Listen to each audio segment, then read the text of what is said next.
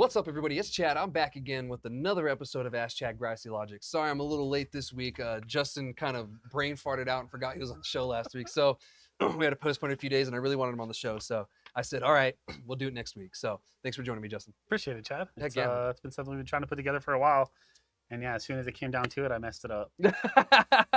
Way to fuck it up when you had the chance, right? True story.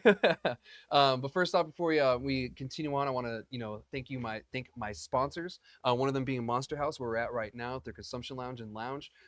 Keep an eye out. They are going to start doing live music and some other events too, so keep an eye out. This is one of the only official consumption lounges we have in town right now, from my understanding anyway. And we had a couple at one point, but this is the only one right now. I like it. It's a really cool vibe. I call this the Edgar Allan Poe corner. So thank you so much, Monster House. They allow us to do the podcast here, and it's a really different vibe than we usually get at the studio. Also, Cinder Cannabis, thank you so much for your sponsorship as well too. You can find them here in town in Cruces. And then Turquoise Bloom, my third sponsor, thank you so much. You can find them here in Wyatt and Las Cruces. All right, thank you so much, and we'll move on to the episode and everything. But like I said, thank you so much for joining me, Justin. And for those who already heard your voice and everything, and haven't seen you on the lives, go ahead and introduce yourself. I was about to say, yeah, I'm Justin. I own Las Cruces Smoke Shop here in Las Cruces, down on Alameda Street, and I'm a glass blower and weed enthuse, so to speak. Other than that, that's pretty much it, man. I just enjoy it all. Yeah. So how long? So you're a glass blower, right? Oh yeah. Was that what you did first before you had the smoke shop, or how long have you been doing that? So I've been in smoke shops for probably close to 15 years, maybe even more. And about halfway through that journey, just decided that I wanted to start blowing glass. And me and another buddy, shout out Aaron, I Glass on Instagram. Him and me went in on it at the exact same time and started blowing glass, and the rest is history. Yeah. I mean, you're pretty good at it, man. I don't think you give yourself that much credit. You're actually pretty good. How long have you been doing it, you said? Probably close to 7-ish years, 7 or 8, somewhere around there. That's actually pretty impressive. I haven't sat down and actually done the math on how long I have been doing it, but I'd say it's around there. Yeah. It's probably closer to a decade in my mind. Feels like it. Feels like it for sure. Yeah. And so what really drove the passion for that? Because it seems like it came out of nowhere. Oh man. Yeah, I'm not super artistic or anything like that. I've never been super good at drawing or anything crazy like that, but just enjoyed glass, and there was stuff that I wanted, but either couldn't afford or stuff like that. And so my solution to a lot of stuff like that is I'll just do it myself. Yeah. And here we are. Would have been cheaper to buy what I wanted probably, but yeah, just wanted shit and just had a real love for glass and all the stuff you can do with it. It's an interesting medium, and there's tons of stuff that people do that blow my mind all the time. It's crazy. And there's a lot of things that we use that are glass that we don't even think about. Like measuring cups are sometimes glass. 100%. Pyrex cooking ware. Yep. The glass plate in your microwave. Even the screen on phones is Gorilla Glass. It's or I don't know if all phones are, but it's another really strong glass. It's sick. Yeah, and some of them are oleophobic, or they, repel the oil from your skin and all that. And yeah, they get real fancy with it. The technology with glass these days is very impressive. And the kind that you use for the guests out there, because I just learned this myself. It's a different kind of glass than you'd have at your house that you drink out of, or something like that, right? So so most glass is. Oh man, so glass is rated on the COE, the coefficient of expansion, and so the more glass expands, usually the cheaper it is, the easier it is to work with, but it's not as hard, and it can't take the temperature change. Got it. So the same glass we use, it's COE 33, which is kind of lower to middle on the COE scale, and it's the same stuff that they would do for Pyrex. Yeah. For anything where heat's going to be involved, any kind of cooking stuff or stuff like that, and it's a little bit trickier to work with, but for pipes it's perfect. Yeah, it's good. It's not gonna off gas or anything like that. You can wash it in warm water and it's not gonna break. I love it. Yeah, or explode in your hand. 100%. 100%. Because glass does that. You see the videos online of people breaking the glass tables with just putting a phone down or something down, and just the whole thing goes. Pressure points. It's crazy. Yeah, glass is interesting, and I'm constantly learning crazy shit to do with it. And this is a glass table right here too. I'm it trips me out. yeah. The things that you can do with glass, because glass is actually very strong. As brutal as it is, 100%. It's actually very strong. It's just not very resistant to certain things, and of course it has those little pressure points like you said, and we've all done it. We broke glass and we're like, how did that happen? Like, all I did was this, and it just I you remember know the first time I like realized it heat messed with it. I had bought a downstem and matching bowl and cleaned it out, and I put it under hot water really fast, and it just cracked. And I was like, oh dang man. And now, years later, and me being a glass blower, I understand why it did that, and it makes sense. But then I was just bummed out and pissed off. yeah, but I mean, it's not until you really understand it that you can really kind of understand it. 100%. It's yeah, it's good. Once you start to, the more you start to grasp it and stuff like that, the funner glass blowing gets. I always tell people it's all fun and games until you burn yourself. Yeah, But yeah, the more and more, the better I get at stuff, the more fun it is because I can see something and just say, I could probably make that. Yeah. And just do it. Yeah. Well, because I mean, we do, we'll talk more about this later, but we actually do giveaways 100%. every week, or we try to do it every week, because we'll go live, and we'll talk more about that soon as well. Did you bring them? No, No, you didn't. He was supposed to bring the giveaways we're doing this week to show off I everybody. got pictures. I Fuckers got again. pictures. Yeah. We'll do that post a little later. You guys will probably see that by the time this airs. But yeah, we'll get more on that. He actually blew me. He actually made me a 5-foot dry dab rig. I know, right? Oh man. A 5-foot dab rig, and I love that thing. And to be honest, like I was like, oh, it has to be a fun little niche thing. People love hitting that thing, dude. They love it. Like they love taking pictures while doing it. Like it's a fun little niche thing, like a little party thing. Different stuff, man. That's Yeah. one thing that I learned with the shop. I used to have a pile of like second quality pipes that I'd never like to put out because they weren't up to my standards. And one day Aaron, when he was working, just started putting stuff out. And the stuff that I thought was like the second quality or like it wasn't perfectly straight or stuff like that would be the first stuff that sells. Yeah. And so I've just had to learn to like, people like different stuff, different strokes for different folks. And yeah, you just got to go with it. It's art. And a lot of the times people are just into that weird off the wall stuff. And sometimes, your best art, your best creations are usually the things that you think are the worst. 100%. Like, you think it's like, this is not going to work. This is terrible. This is my worst work ever. And next thing you know, it's like the biggest masterpiece you've ever created, Or the ones that you've messed up. Like I know with glass blowing, we'll break stuff. There's stuff that sometimes I've broken, 4, 5, 6 times before I finally get it right. And then it's like, oh, and that's crazy too. When you go through all that and you finally get it right, it's awesome. Yeah.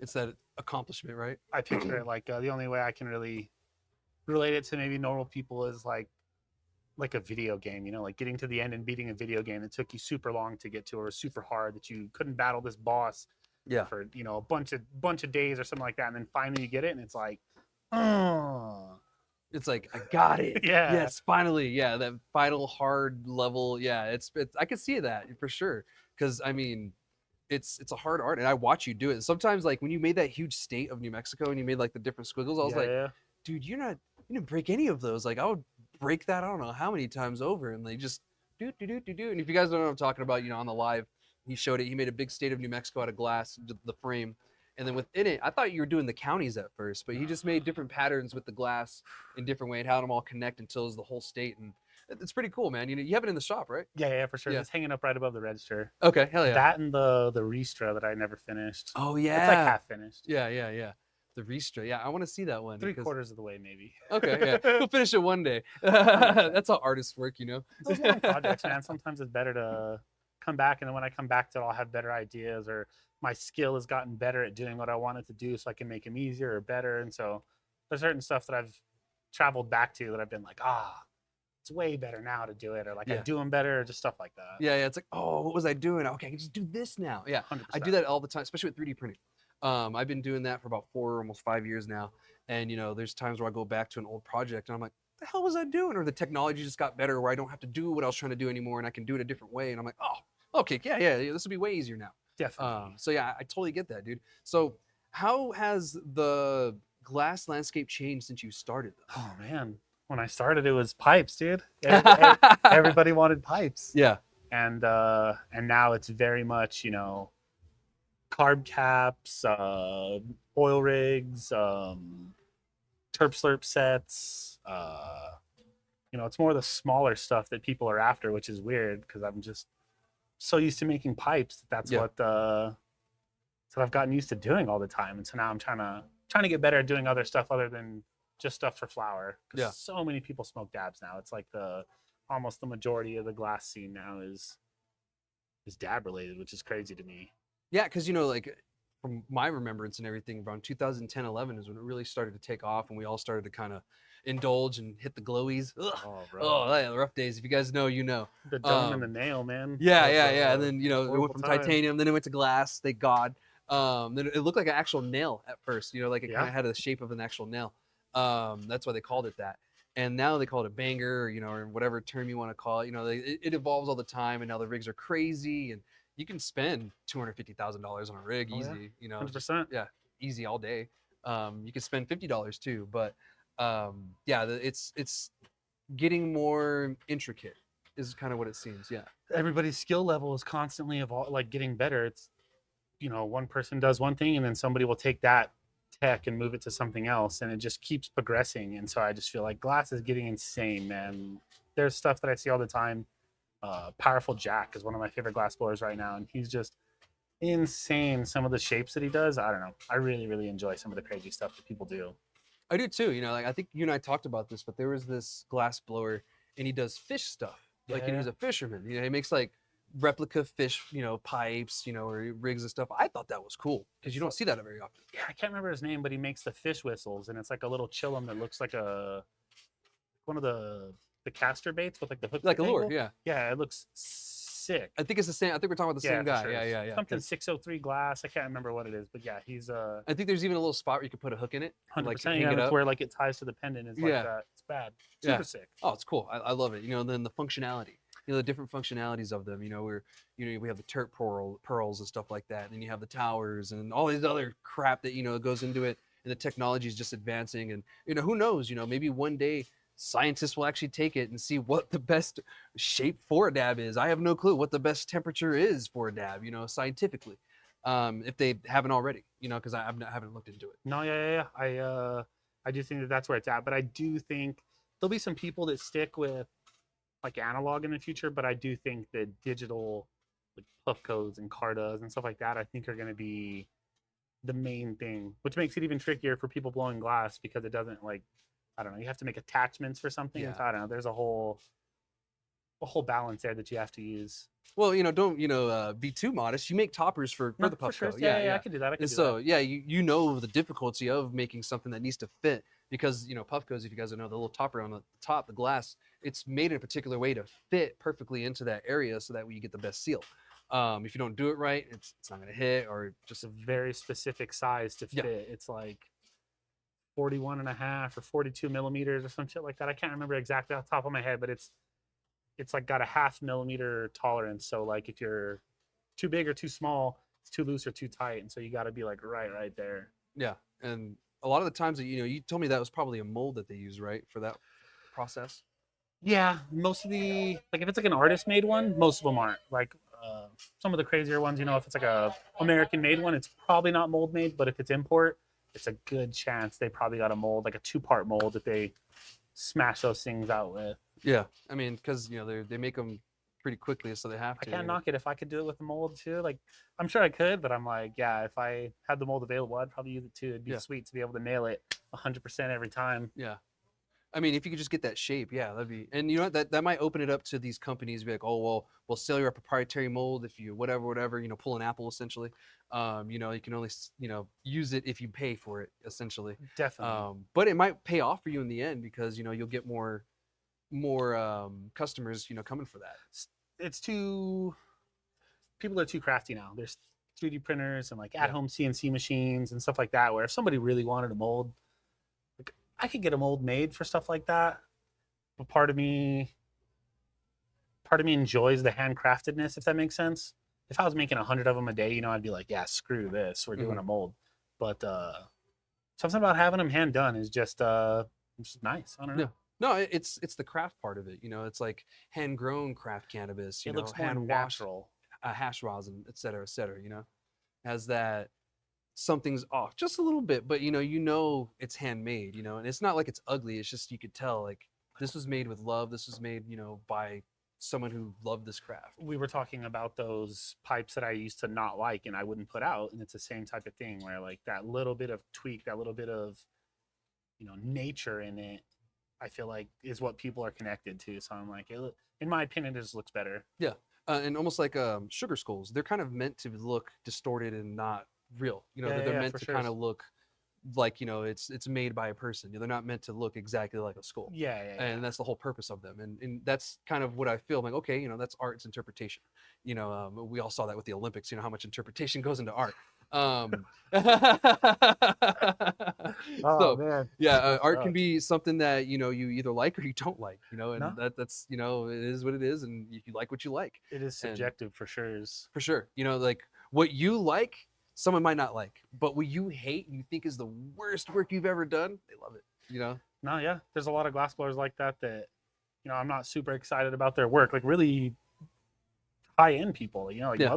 Mothership does cool stuff, and I can appreciate like the effort that they put into it. But it's not something that I would personally buy. Like it's just a different type. I don't know. No, I get you. I see these wild pieces. I'm like, that's cool, but I wouldn't buy it. That's not me. Yeah, That's not exactly. something I want. Like I saw a whale one time and I was like, maybe. If it's a whale too, the guy that probably made it is Chad. Also, I think it was Chad. It's Chad Lacey. Chad Lacey. Yep. 100%. I'm pretty sure it was a Chad Lacey. So shout out to the other Chad there. Yeah. So what's some advice you can give to aspiring artists? Yes, Do you please. want to smoke up But this joint, bro? yeah, we're gonna smoke a joint. First time on the show, we're actually gonna be smoking live. The title of the episode is Smokin and Jokin. So Justin went ahead and got a pre-roll for us. Monster House Papaya Punch. Yeah, we got a papaya punch here. So yeah, I obliged and I'll smoke it with them. So yeah. But yeah, what's some advice you can give an aspiring glass artist, who's just starting out, really getting into the industry? Ask questions and don't be afraid to do it. Okay. Like even me, come into the shop. If you're aspiring to be a glassblower, you can come in and pick my brain whenever you want. I'll tell you tube sizes because it's very daunting. There's sizes of tubing that go all the way from probably 3 millimeter inner diameter all the way up to sky's the limit 100 millimeter inner diameter. Yeah. And so when you're first starting out, those are some of the things that I remember being like, well, what do I use if I want to make pipes? Do I get 25 millimeter or do I 38 millimeter? And so those are things that I feel like if I would have had somebody to tell me in the beginning would have been sweet. Because now there's definitely a pile of some glass inside my studio that like every now and then I'll use, but it's stuff that I kind of bought as like me just figuring it out, Yeah. But yeah, I feel like asking questions, and there's tons of stuff on YouTube now. There's tons of classes. I've been doing it for a long time, and I'll still go watch. Like there's this Dustin Revere is a really popular YouTube guy for glassblowing. Every now and then I'll still go back and watch some of the basic ones because now I have a better understanding of what he's talking about. Stuff makes more sense than it did back then. Yeah. 100%. It's like what we said before, like going back to those old projects when, you've gained more skill, you've gained more knowledge, and technology has advanced. Because I mean, even in the glass blowing field, technology does advance, with, equipment and stuff, correct? 100%. And that goes back to Thank you. 3D printers and CNCs, like how accessible that is to normal people nowadays. That there's people making really cool custom tools. There's people, I saw some guy that 3D printed a jig to cut glass tips at the right length. And so he literally would like slide a tube in there and cut it with his saw, and then it would slide forward until he could get the exact same length on every single one, and it could go fast. And I was like, damn. I literally saw that today on Wow. Torch Talk. Yeah. See, and that's something that, we don't really see as the consumers of the glass, all the time. We don't see the process of it.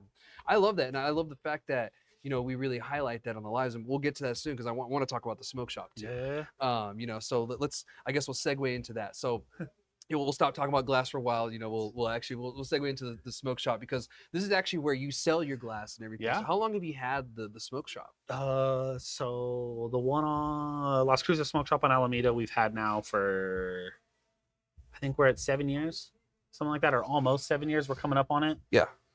Crazy story. Me and Queen Bee's actually opened up like almost the exact same time. Really? Like weeks apart. Really? That's interesting. Yeah. I didn't know that, I thought you were around longer for some reason. I don't know why.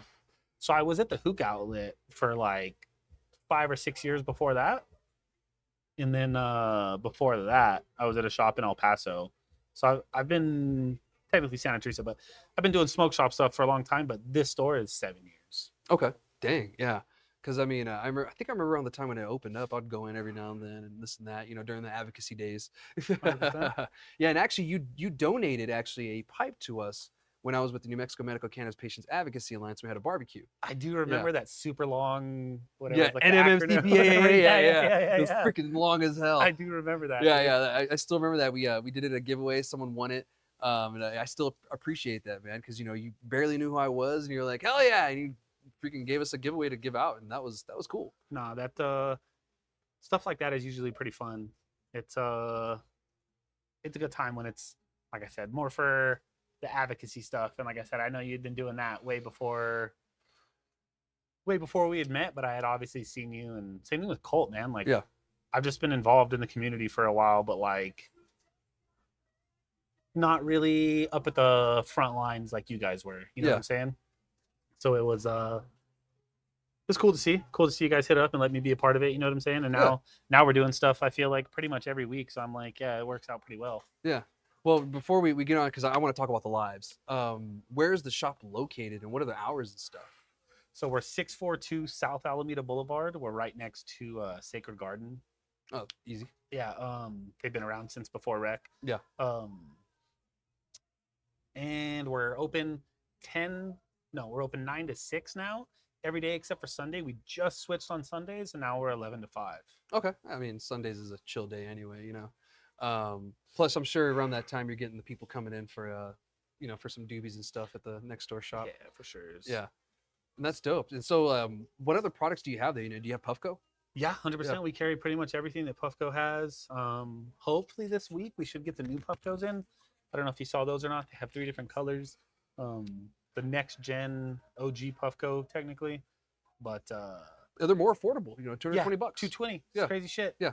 I literally was telling somebody today they were looking at an OG, and I was like, yeah, I would just wait it out. We're about to get those in. Just wait it out. Give it a couple days, and I bet we'll have them. Yeah, I could have waited a couple months before getting by, but that's all right, man. I got the Puffco Peak Pro, and it's the a pros good. are where it's at. Yeah.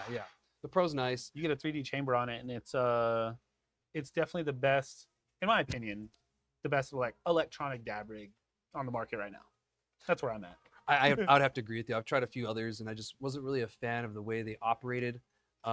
Either the way that the placement was of something like a button, I kept pressing it, or something like that. Like the Puffco, ergonomically just works better. It's better in your hand.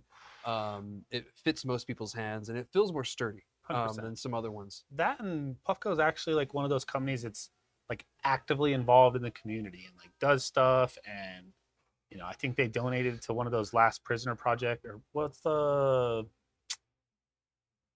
I think it's Last Prisoner. Is that the Last Prisoner? I think All right, so. yeah. Yeah. I think they donated to that. Like they're actively doing stuff. Their warranty's pretty solid too. That's some of the things that I usually look for when we're trying to carry stuff. We've carried other brands and stopped, and now pretty much the only EDAB rig we carry is the Puffco because of all the stuff that I just said, pretty much. Yeah.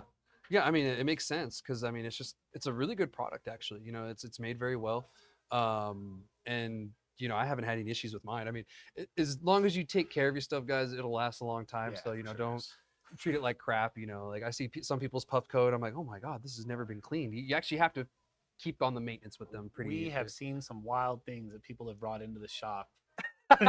Oh, share one, please. Just recently, a guy brought in a Puffco that was, never been cleaned. He said he bought it from one of his buddies, but it was just completely caked. And so when he unscrewed the atomizer, he completely ripped the female threads on the base. He ripped those out because it was so coated. And he was like, "Oh, is it fixable?" And probably not, dude. Yeah, I think it was pretty toast, but I don't retap things. No. This was there was no retapping. He had pulled off wires. I'd have to oh my god. Yeah, I'd have to break it all the way open. But yeah, it's crazy. I posted a banger on Instagram a while back that somebody brought in and wanted a replacement for, and some of the stuff though, it's just like, oh man, some people never clean their stuff. Yeah, and wonder why it breaks. I'm like, well, if you had cleaned it, it doesn't break. I understand it's glass, but it can still break if you don't take care of it. A big one we see is people that use bongs or bubblers a lot and don't change the water, and mold will grow. That's how you get upper respiratory issues and stuff. So 100%. yeah, don't do that to your friends. People have brought in some rowdy looking bongs in the day that I've been like, oh shit, you should not smoke out of this. Yeah, it looks like a biohazard. So you guys also have like papers and stuff like that, you know, other things, pendies. You got pretty much everything a smoker needs, right? You got Yeah, bangers and stuff, and some that 100%. you've made. I Um, always try to say, kind of like Hank Hill with propane and propane accessories. You got pipes and pipes accessories, like pipe and pipe accessories. It's just if you use it to smoke, we probably got something to use it for. If not, we'll make it. yeah, Like 100%.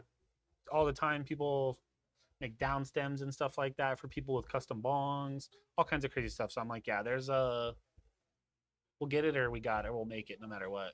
Yeah, exactly. And you know, one thing I do want to say before we move on to the lives thing is the no meth pipe thing. You know, like elaborate a little on that. I wanted to actually talk about that. So that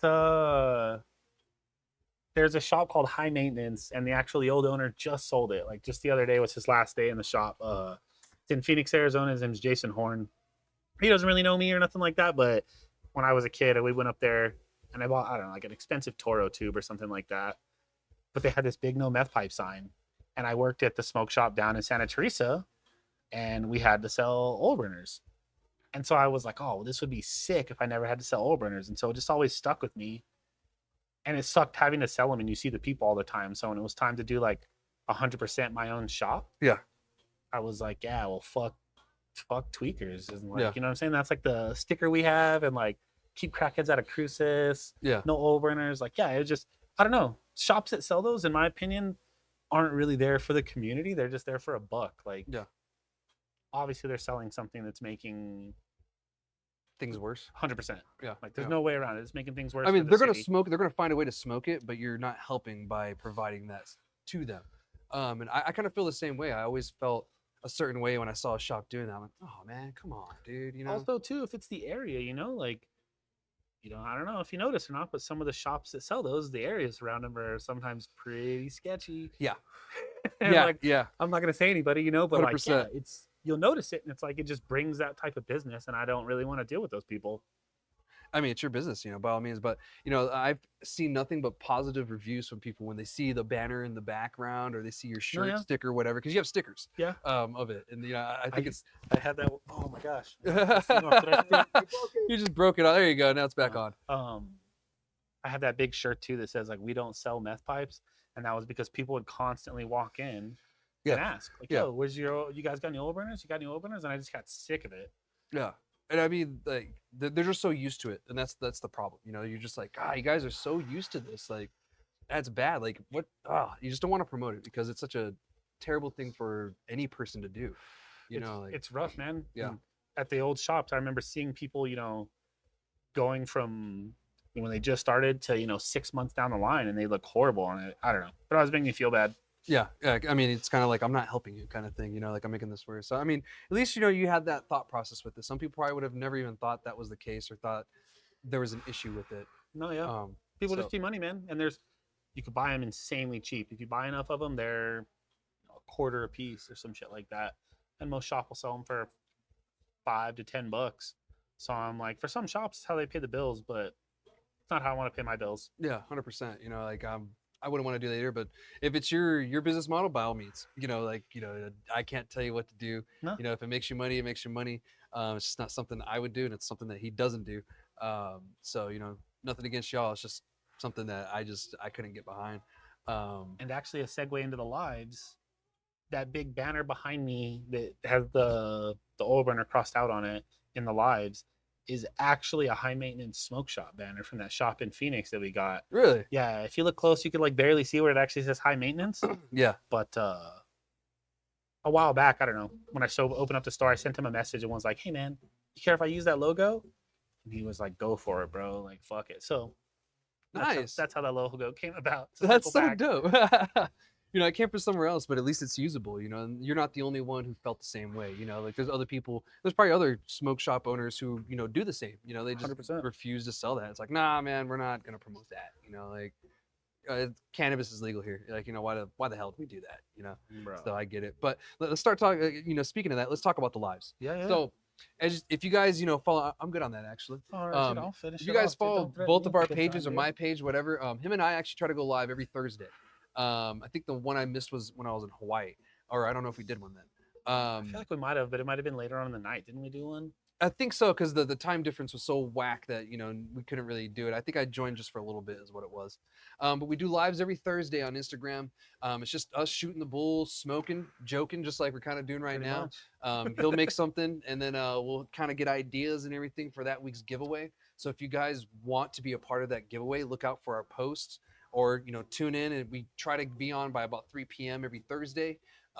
It's an hour before my show airs, and I remind you guys that the show is airing around that time, but you can watch it later too if you wanted, so you don't have to leave the live. So that way you can get the double dose. But I try not to talk about the same topics, so that way you don't spoil the fun for everybody.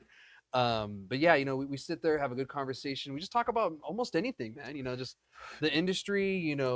Anything local happening in the Yeah, cannabis industry, fucking any other random stuff that's going on, I feel, whatever we want to talk about. yeah, and we do talk about the glass blowing stuff a lot. I've learned a lot watching, just being a part of these lives. So if you watch these weekly, you're probably learning about glass blowing yourself without even knowing. So it's fun to do. We also do giveaways. So every Thursday we try to announce a new giveaway. I know this week we're kind of lagging on a lot, so we're gonna get that post up by the time you guys watch this. The post should have already been up.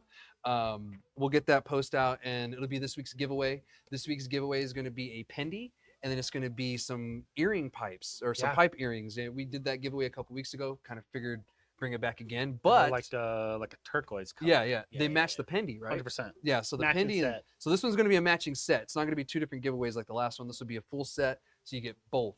I think we should run this one for a week again. What do you think? Yeah, for sure. Yeah. So we'll run it like Tuesday to Tuesday, or we could start Thursday or whatever, but we could run it like Thursday to Thursday. Or we'll do however it you wanna Tuesday because this show comes out tomorrow. For sure. That works for me. Yeah.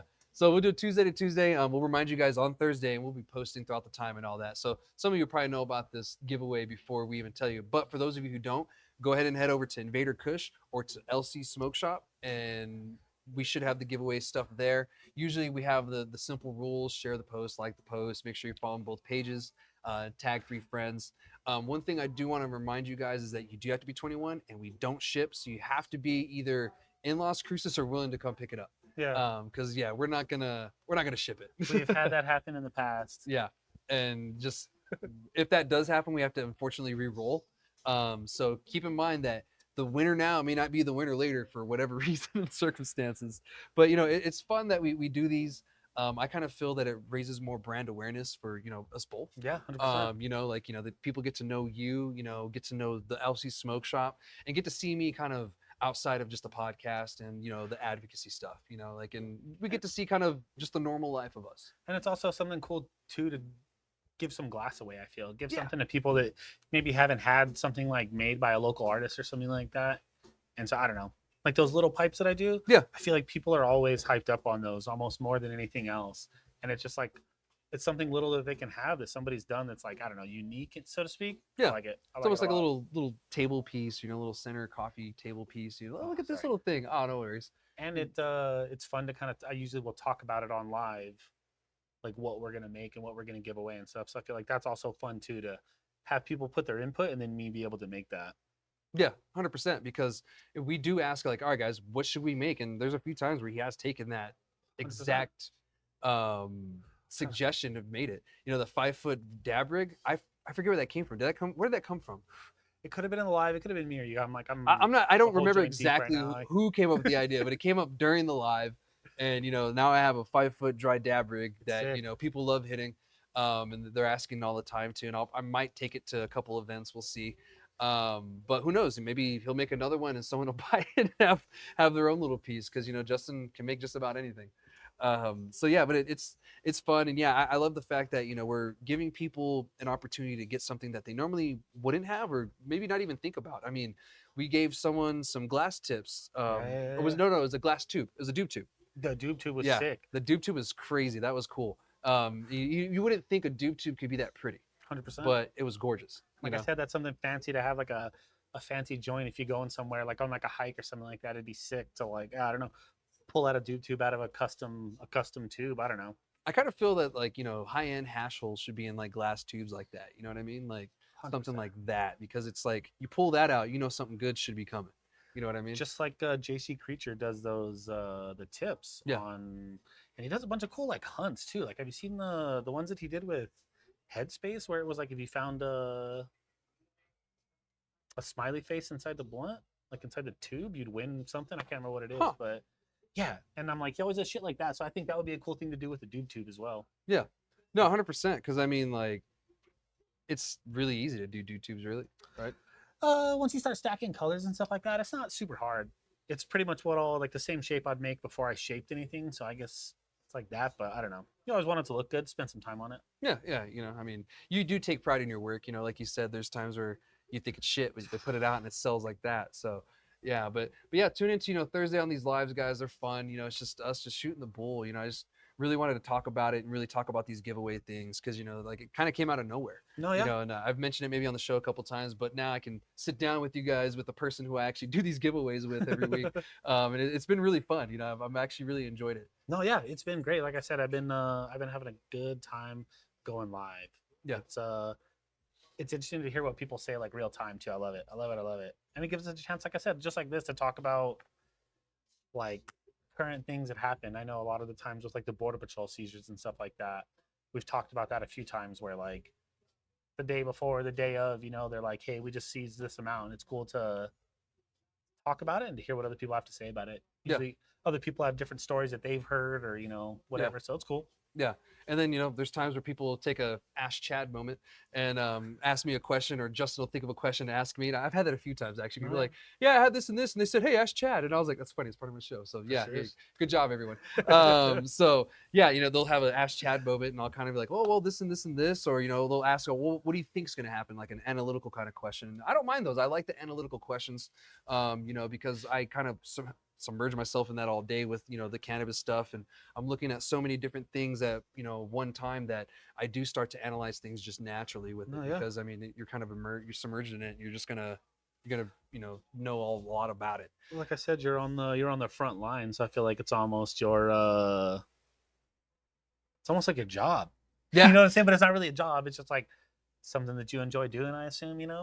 It's like a job. Yeah, I've done it for so long that I'm just so used to it. Yeah. Like I'm used to it. I try to step away from it several times and I get sucked back in, or I get frustrated because I've tried to have someone else take over or something. It just didn't go well. Yeah. And then, it's back to the way it was. And I'm like, oh my God, things are getting worse. And to be honest, if the laws change, it affects me too. Yeah. So, I'm like, this only helps me, because if drive-throughs got shut down, I would have been pissed personally. Like I like using drive-throughs. If I get a chance to use it, I use it. They actually have one here at Monster House. Bro, I mean, they would have had to shut that down, which sucks for any business. Like there's people, like I'm obviously disabled to some extent, so I'm like, anytime when I don't have to get up or do anything is usually a pretty prime thing for me. So I'm like, drive-throughs are right up my alley. Yeah. If you guys haven't noticed, he's actually missing part of a leg. So yeah, motorcycle accident, right? Yeah, it's all good. Yeah, the last time I was in Santa Fe too, we went to some drive-through right there by Meow Wolf. I can't remember what it was, but yeah, it was like super nice. Not have to get out of the car. I love it. Yeah, it is. Oh yeah, I think I know which one you're talking about. I think it was Cure. Yeah, it was Cure. Yeah, 100%. Cure. Yeah, it's 100% drive-through, and that's it. Yep. Really nice building too. It looks like they either took over a building that was really new, or they kind of look like an old bank. So it might have been an old bank. Who knows? I think it was an old bank drive-through for sure. Yeah. It was sick though. Like, yeah. For what it is, I'm like, yeah, that's a solid business model. I like it. Yeah, 100%. Because those are really needed, because certain people just, it's easier, like someone like you, or someone who, maybe in a wheelchair and stuck in a wheelchair. It's probably easier for them to just go through the drive-through versus either having a caregiver or get the wheelchair and do whatever way that they've figured out how to, make it That's easier what I was for gonna themselves. say. Like they could get out. Like I could always get out and stuff like that, but it's way more of an ordeal for like if you're in a wheelchair to get out of your car or your truck. It's way more of an ordeal to do that than it is for 99% of people that you can just get out and just walk right in. Yeah.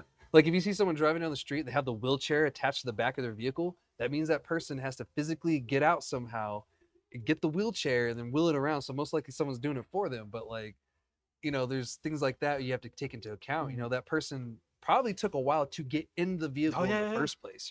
My buddy Ed's a quadriplegic and he paraplegic, sorry, and he his wheelchair ramp on his van, like he'd drive into his van with he's got an electric wheelchair power in, and then has to transfer to his seat and like strap down his wheelchair, and then he can start to drive. Yeah. So I'm like, for him to do all that every time to get in and out, it's probably like a 10 or a 15-minute ordeal to do that. Yeah. Just that. Yeah, just like not even going inside or doing anything. So I'm like, yeah, screw that, bro.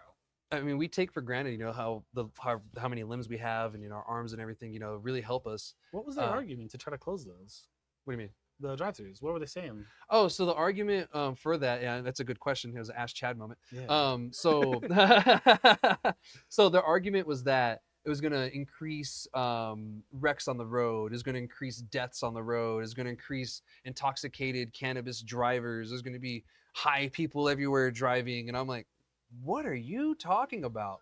There's been no data to back this up, and the way that they tried to debate it on the Senate floor was they were saying drugged driving is what they lumped it all together. Yeah, and threw cannabis in there. They said drugged driving has increased since blah blah blah cannabis this. Well, drugged driving could be anything from cannabis to cocaine to heroin to alcohol to any of those being in your system at one time. NyQuil. Yeah, NyQuil, yeah, or prescription pills. Yep. That it could be any of that. It's drugged driving, and they lump it all into one. So they were trying to use that argument for it, and they were trying to say, oh, Senator Cervantes, he was one of the main ones with his argument of, I lost a girlfriend in high school to drunk driving, and I was like, that's unfortunate. I'm sorry, but at the same time, that wasn't cannabis. Yeah. That was alcohol, and I agree, you shouldn't be driving intoxicated on anything.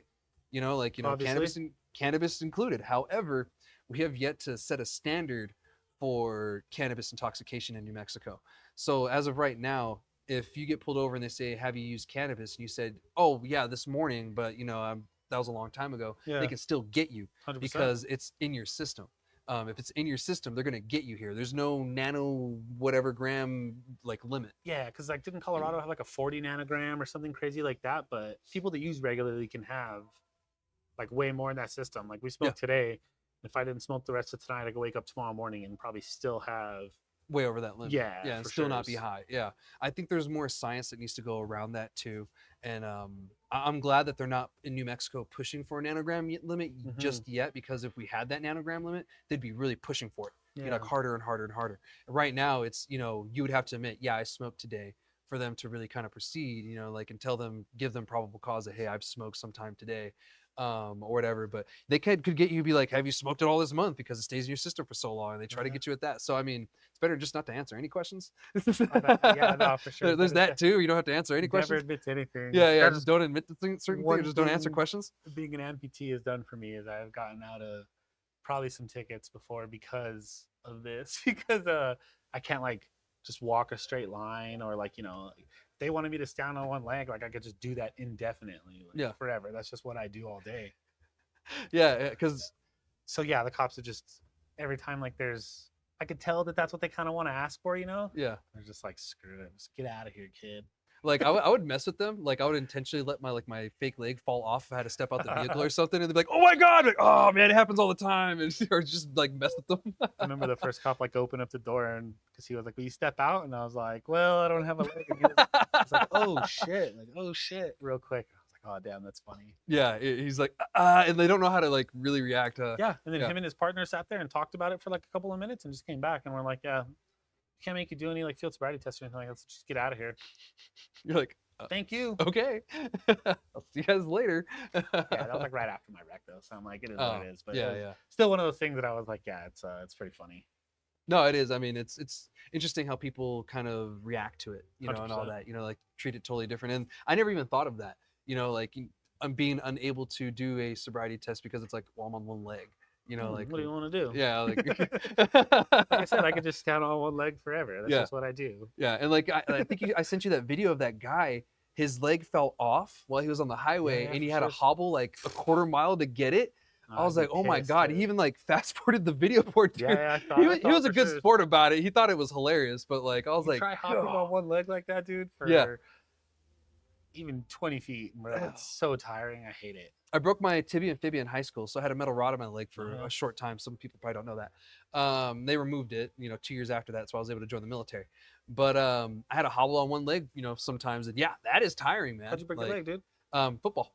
Damn. Yeah, I got tackled wrong and just snapped it. So yeah, didn't go through the skin or anything. I just had a second knee essentially. So football in Alamo. Yeah, in Alamo, happened right on the Alamogordo Tiger Field. Yeah, a couple of guys in the industry probably remember that day. So yeah, because I grew up with some of them in the industry. So yeah, If you guys know me, you remember me breaking my leg in 9th grade.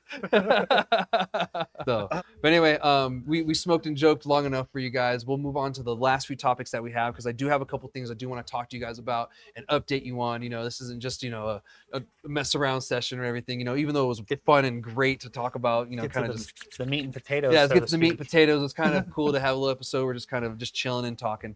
So we're gonna get on to the events and stuff that's going on. Well, not events, but the stuff that's been going on since I last update you guys. So I want to talk about Little Dubai, or Sunland Park. Yeah. And it's doing Sunland Park things or Little Dubai things. It's thriving. Cookies just opened up there.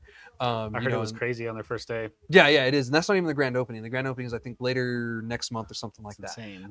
Yeah, which blows my, at the time of the recording, of course, which blows my mind. I'm like, you never thought that, but at the same time, you look at the money that's coming from Sunland Park, and it makes sense. Like I have told a few people, I'm like, and I say this all the time, like, have you been to Sunland Park? They're like, no, and I'm like, what?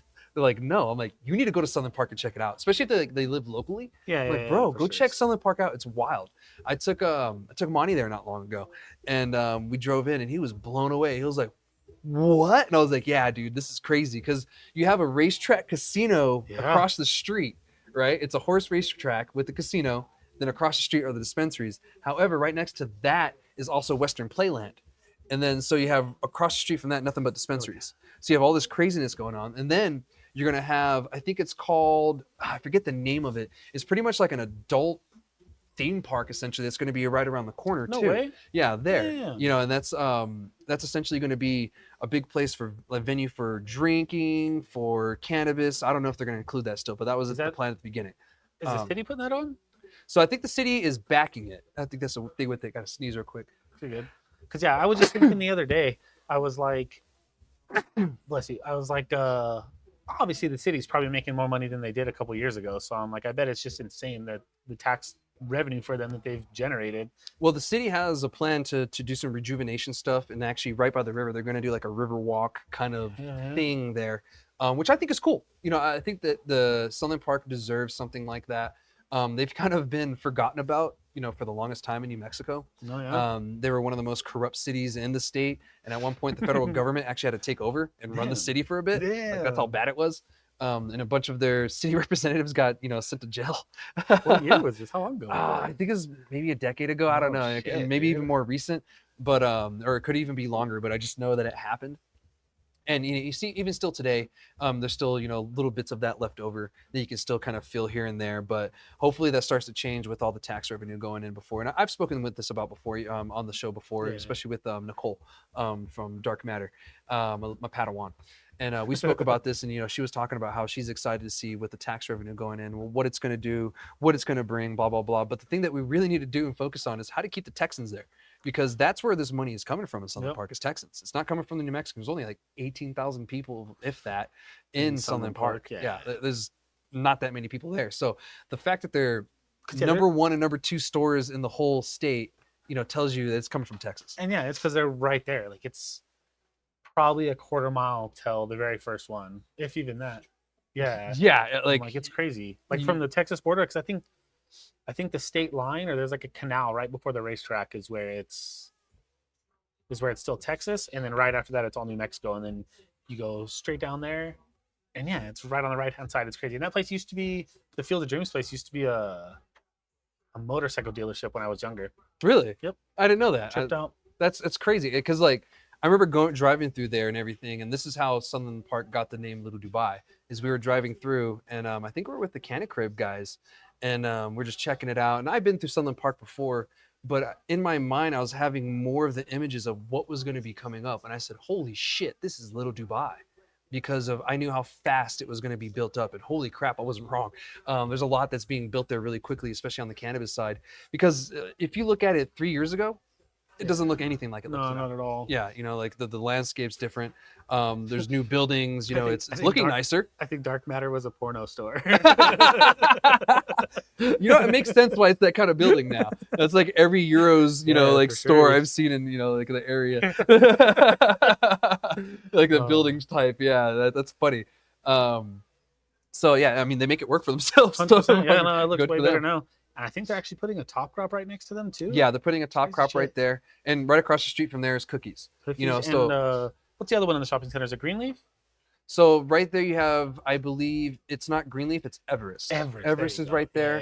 Then you have Old Gods, and then you have I think our Greenleaf is right next to Old Gods actually. Yeah. So you have those two right next to each other. Then you have Dark Matter down there, and then you have Cookies that just opened Cookies up. literally right in the middle. Yeah, and then I think you have some greenhouse, something that's opening up to the left of Cookies right there. Then you have Field of Dreams on to the end side over there. And behind all of you have like Elevation 19 something. You got Bessos. Yep. You've got Green Paradise. You got Smokin' Rods. You've got there's a P37. You got Ultra Health. P37's way back there. They're not even on like the same little like I'm just saying like right there across from the casino. Yeah. Oh yeah. You're right there. And then you have you said Green Paradise, right? Yeah. Yeah. Pecos is back there too, or something like that. Pecos is actually, you have Pecos, Oso, and 1010 all right next to each other in like same one building, vicinity, right? in one building. Yeah, it's really interesting. I went to 1010 not long ago, and I was like, interesting. I was like, all three right next to each other. All right then. If it works, it works, right? Yeah, yeah. You know, if it ain't broke, don't fix it.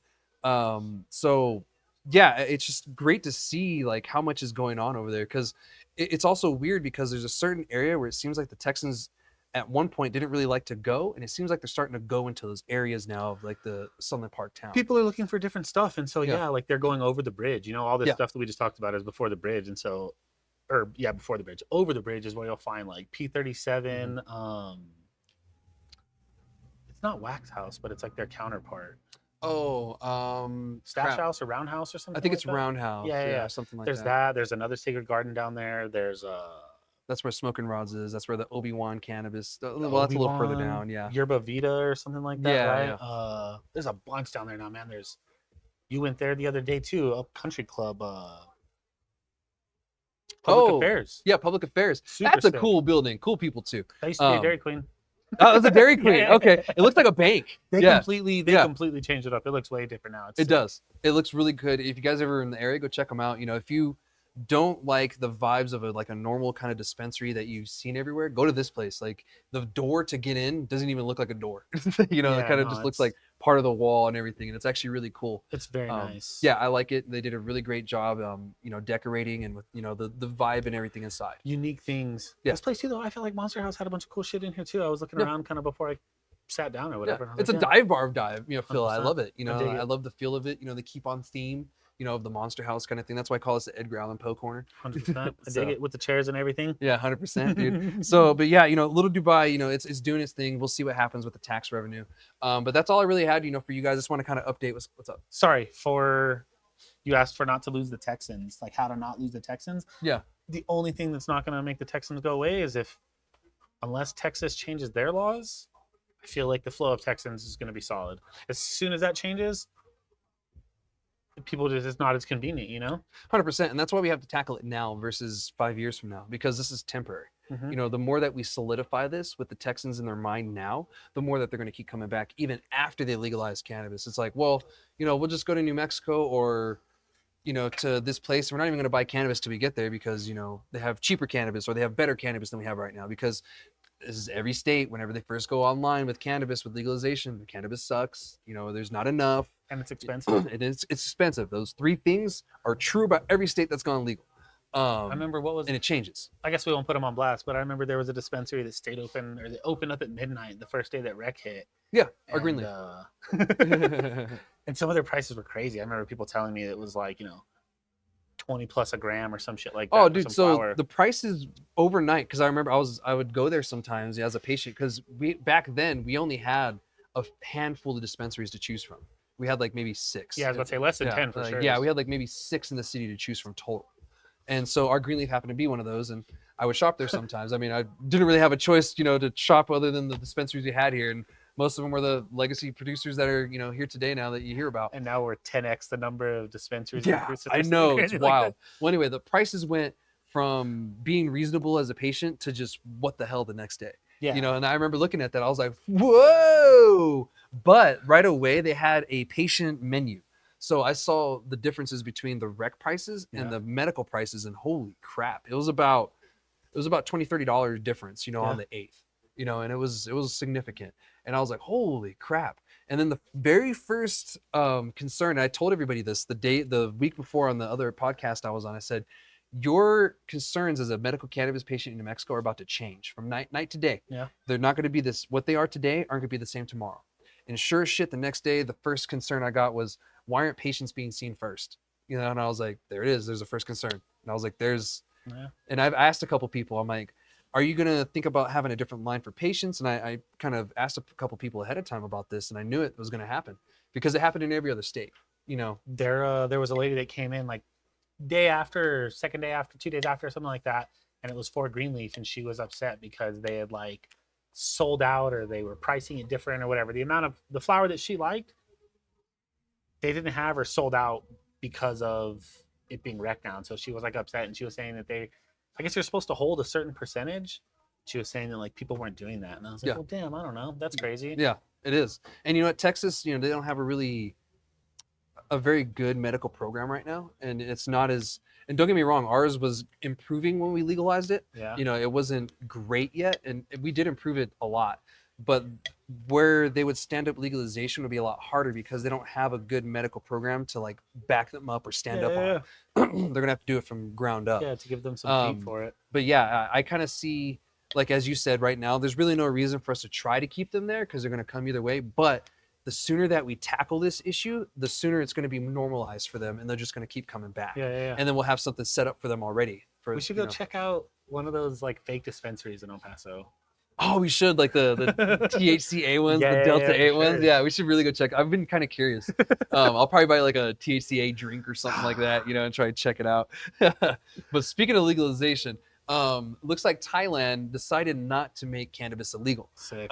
So they're kind of going back. If you guys were keeping tabs on this, about 3 weeks ago, Thailand said they were going to go back on their decriminalization of cannabis that they had. And don't get me wrong, like it did cause some issues. There was a lot of weird stuff going on, but that's everywhere that's trying to figure this out. You know what I mean? Like, why go back on it when you can just like, whoa, what's going on here? How can we figure this out? Okay, well now, this is going on. Okay, now we need licensing. That's why this issue is happening. There's going to be obvious growing pains. Yeah. And so you got to work through the growing pains, or else it's never going to work out. Yeah. And so now it looks like, because I think it was the president was the one that was really pushing for this. Yeah. And I think the rest of the government was like, no, we're actually making a lot of money, so let's try to regulate this versus, because I think the vice president, I just saw this yesterday, I think he voted to legalize cannabis. He had a shirt on, like a button-up shirt that was cannabis leaves and everything.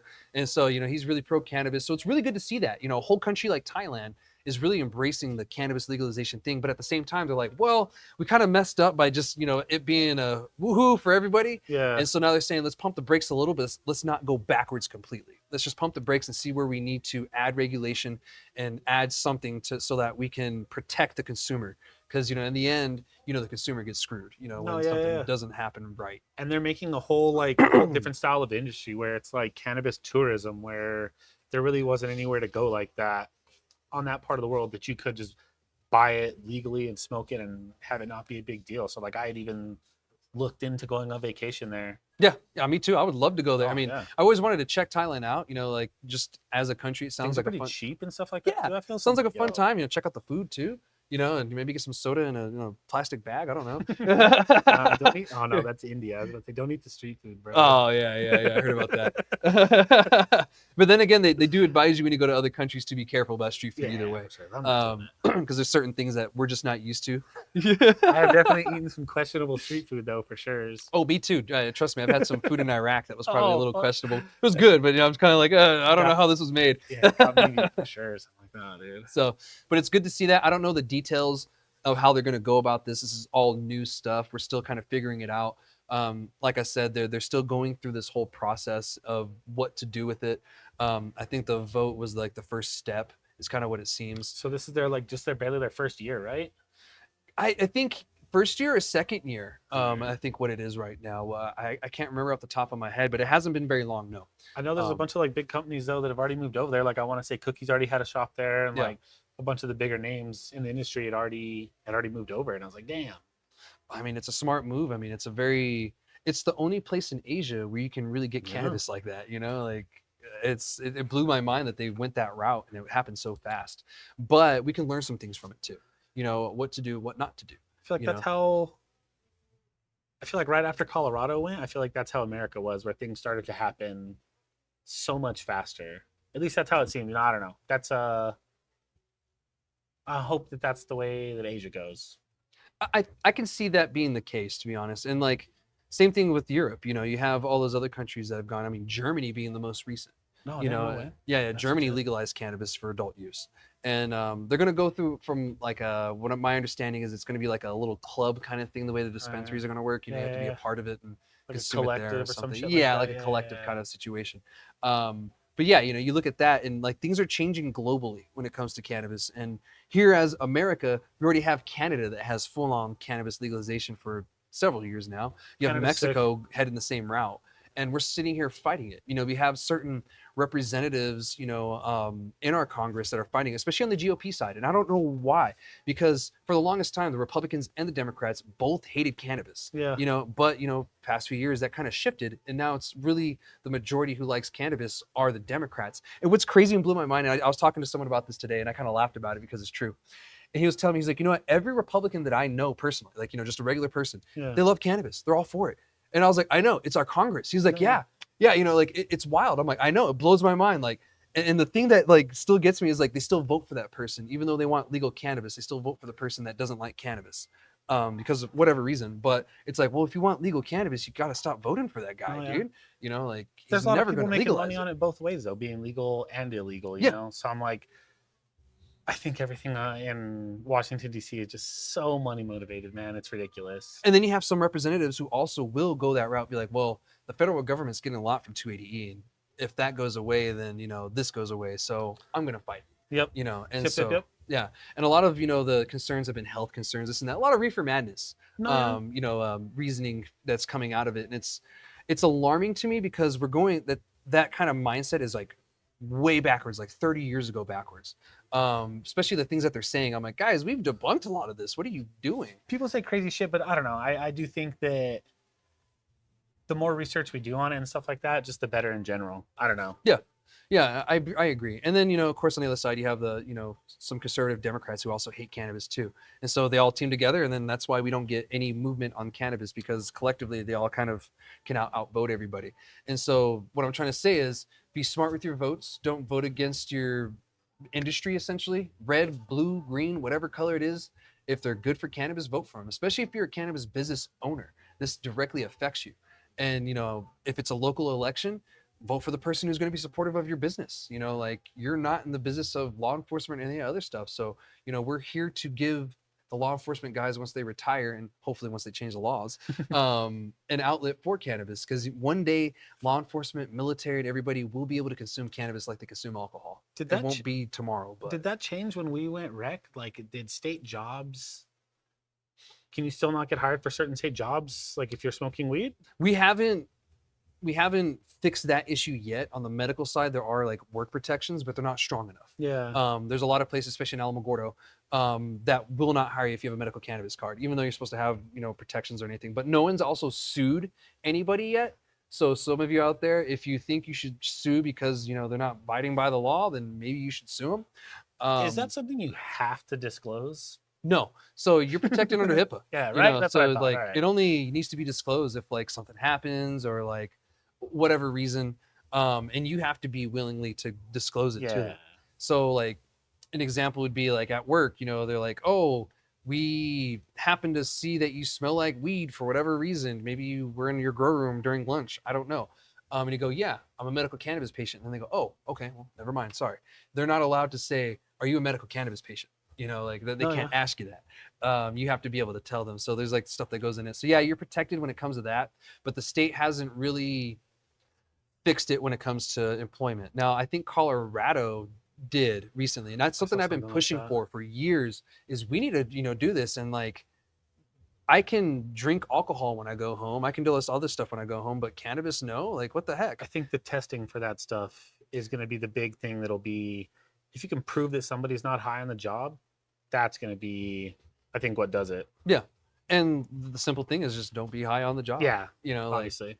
And that's a way to get around it. Just don't be high on the job, especially like if you work construction or something like that. And I get some of those guys drink on the job, which is a terrible idea. But they shouldn't be doing anything. Well, constructing things and making things that people are living in, 100%. or relying on the structure of the building to live in or Operating be heavy in. machinery. Yeah, or, like, exactly. crazy shit like So that. like you should be able to, as those people and operators, on your time off, but like anything else during work, I guess you shouldn't. Like yeah. cannabis industry wise, it's a little different. I get it. But at the same time, maybe that will change. I don't know. I think it will. I think testing. Yeah. I think that's going to be the big thing. I think testing is going to go away for cannabis when it comes to employment after a while, and I think it'll only be there if there's an accident. I think that's the only time we'll see that in the future for it, because there's certain states already doing away with it. We could see New Mexico going that route soon. That makes sense. I kind of feel the next legislative session we might see something along the lines of some work protections for consumers and stuff, because there's a lot more consumers now. Yeah, tons. And there's more people complaining that like, why am I being targeted when, one, this is legal, and two, we have a medical cannabis program on top of it. Especially when our neighbors to the north already have some sort of employment protection like that. So I'm like, it's possible to get done. Yeah. Just why aren't we doing it? Yeah, and we shouldn't do it the exact same way they do it or any other state does it. We need to look at the way they did it, how it works, and how we can implement it here, our way. We have to do it the New Mexico way, because if you try to implement something here the way it is, it just doesn't work. You have to look at it and kind of, okay, this works, this won't work. Just like this that gross ass Colorado chili, dude. Oh, you mean those Pueblo bell peppers? No, yeah, those sweet things. Yeah. No, thank you. We don't gotta copy them all the way, dude. Do our own thing. Yeah, exactly. We gotta be a little different. So, but anyway, got a little off topic there. It was a great conversation, though. I want to update you guys on the very last thing. As you guys know, President Biden dropped out of the presidential race. Now the Vice President Kamala Harris is going to be running. The only reason why I'm bringing this up is because this does bring into question okay, if these are the two people running and we have a new person running and we don't really know what her exact stance is on cannabis, what does that mean for us if they do get elected? Either or, which one? What does this mean? So we have to really think about that. We already had Trump as a president one time, and we got the hemp bill with it, but that was kind of snuck in there. I kind of feel like, well, we didn't get the hemp bill, we got the farm bill that had hemp in it, and I kind of feel that was just kind of snuck in, like it kind of just came out of nowhere and it was kind of snuck in. People have definitely been trying that for a while too. Yeah, I feel. Yeah, I kind of feel like it was snuck in there and no one really said anything about it or argued. So we got that was more or less signed. But after that, there was really no other progress that happened. And that's just historical. Now with President Biden, we did get the rescheduling thing, and we want deschedule, but that was progress. With Kamala Harris, what are we going to get if she gets elected? I have no clue, because she hasn't mentioned what her stance is on that. Who's her vice president going to be? She hasn't picked it yet. That's what I'm like. Yeah, there's a lot of ups in the airs right there. Yeah. So and again, the only reason why I'm mentioning this, guys, is because this does affect us, later on, or as a whole nation, because whoever gets elected next is going to be the difference between cannabis progressing and cannabis not progressing, because one of the other could take a no stance on it whatsoever and do absolutely nothing, or go the opposite direction. We don't know. I feel like that's probably more than likely. I feel like what'll happen is they'll probably completely ignore it the whole time. They mostly all do. Yeah, they mostly all do just kind of ignore it. Like, even as a kid, I mean, from Bush to even now, from my memory, they all kind of ignored it. Yep. Like, during Obama we got the Cole memo, we got a couple other memos and stuff like that. But that was done by Congress. That was a congressional thing. Operation Pipe Dream, I think, was in Bush. Yeah, that was during Bush, when sure. Chong got busted for drug paraphernalia. And it wasn't even his company; it was his son's company. He was just the face of it. I have a bubbler from them that's like right around the time that they got raided. Yeah. Oh, dude, I bet you that's worth a lot of money. A couple $100, $600 or $700, some shit like that. Dude, that's still what? I got Chong to sign it too. Do you remember when he came here for a comedy show forever? Yeah. I went there and brought the bong with me. And did he laugh? Yeah, he was dope. We have a picture of him somewhere signing it. I would have laughed. He's like, oh, memories. Yeah, he was like, oh, damn. This is what put me away. Right? Nah, he probably made even more money because of that. You know what I'm saying? I think so. I don't think it damaged his celebrityness at all whatsoever. If anything, it improved it. Yeah. And it just showed how much of a joke the drug war was. Because it was a joke. I was like, what, for bongs, dude? Come on. Like, Tommy really? Chong and Willie Nelson getting busted at the Sierra Blanca and shit like that. It's like, bro, give these people a pass here. Like, there's got to be some people that you're just like, whatever. Yeah, yeah, and that's why we really need to focus on this, because this is going to be a huge thing for our nation if we can get decriminalization or legalization. I mean, we get rescheduling. We really don't want. It's probably what we're going to get stuck with, depending on what happens with this election. I know there's like I said, some GOP guys fighting against that, literally not wanting it, wanting us to explain what the heck's going on, but and there could be a couple of conservative Democrats doing the same thing.